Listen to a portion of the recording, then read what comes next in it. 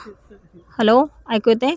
मी तेजस्विनी जीवतोडे आणि इथे आल्यावर जेव्हा सूर्यास्त होत होता, तर तिथे माझ्या मनातल्या लहानपणापासूनच्या जो गिल्ट भाव होता, लहानपणी मला कोणीतरी दुखवलं होतं आणि मी ते मनात जास्त पेन करत होती, की का बरं मला हे दुखवलं? मी तर त्याच्यात दोषी नव्हती हां, पण माझ्या मनात हा पेन का बरं होता?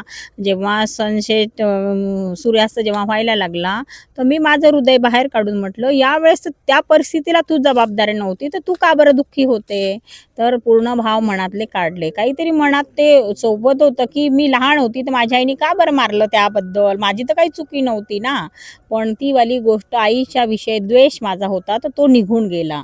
आणि या झाडाकडे बघते, तर झाड जसं पानं येतात, पडतात. आपलंही तसंच आहे, की आपलं हर्ष होतो, कधी राग येतो, तसं पानं येणार आहे, जाणार आहे. पुन्हा नवीन सुरुवात आणि अंत ह्या झाड आपल्याला शिकवतो आणि बोलतो, की "तू माझ्याजवळ ये, मी तुला मिठीत घेतो आणि तुझे सगळे निगेटिव्ह विचार आहे, निगेटिव्ह बिलीफ सिस्टम आहे, मी माझ्याजवळ घेते आणि माझी पॉझिटिव्ह एनर्जी तुला देत आहे." कारण की धरतीच्या आतमध्ये पण हे झाड आहे आणि आकाशाची ब्रह्मांडाशी पण जोडलेलं आहे.